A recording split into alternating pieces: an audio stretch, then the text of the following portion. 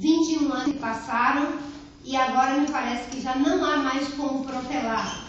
Então se estabeleceu que era necessário que se tivesse objetivos para o desenvolvimento sustentável. Os objetivos estão estabelecidos e agora é preciso trabalhar na agenda da implementação. A agenda da implementação requer uma série de questões que é fundamental que saia aqui desse encontro. Então, nesse momento importante e relevante em que 95 países estão fazendo essa discussão, nós temos que entender talvez o caráter e a magnitude dessa mudança.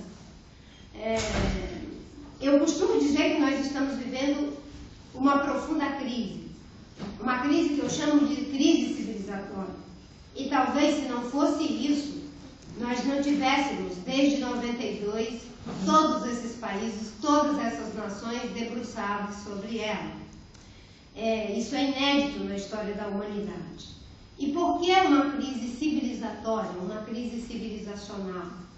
Porque, no meu entendimento, nós estamos vivendo uma situação em que as principais pilastras da nossa Torre de Babel, elas estão sendo corroídas. Quais são essas pilastras? Não é?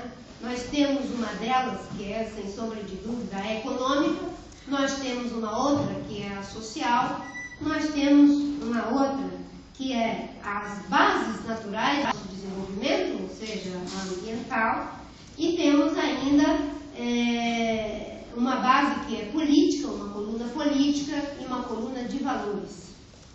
Vivemos uma crise que se constitui de 5 grandes crises. Da crise econômica, todo mundo vê o que está acontecendo no mundo, em que os países, as nações, o tempo todo, estão atrás de debelar a grave crise econômica que estamos vivendo. O que aconteceu em 2008, que se repete na Grécia, na Espanha, em Portugal, no Brasil, em vários lugares do mundo, é o sintoma da crise. Mas a crise, ela está aí de forma prolongada. Há uma crise econômica, há uma crise social muito grande, até porque, até bem pouco tempo, 2 bilhões de seres humanos estavam vivendo com menos de $2 por dia.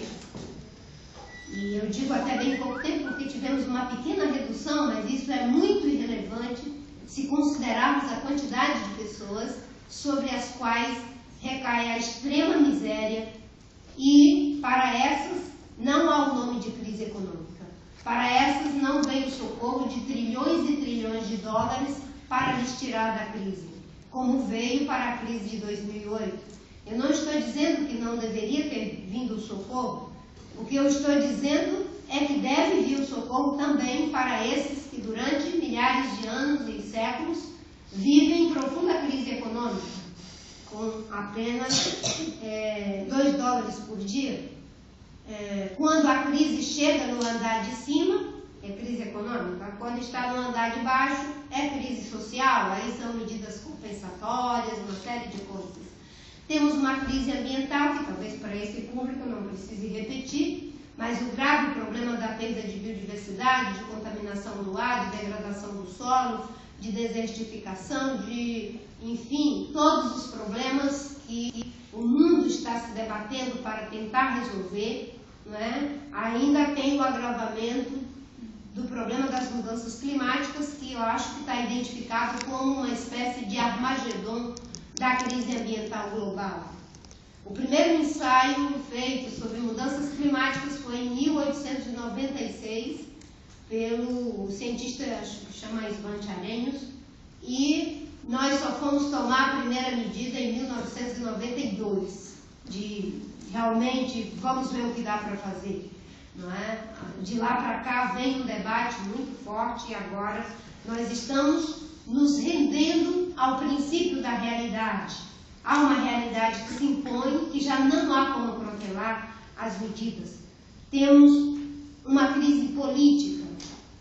A crise política no Brasil, ela, obviamente, econômica, social e política está acentuada, mas eu estou me referindo à ideia de uma crise civilizatória. A crise política também ela é muito pode achar que é apenas uma crise dos partidos, uma crise dos políticos, e também o é.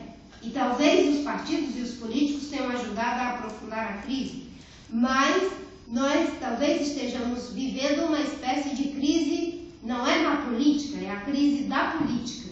Quem lê o Bauman observa que, de certa forma, a política está castrada, está impotente.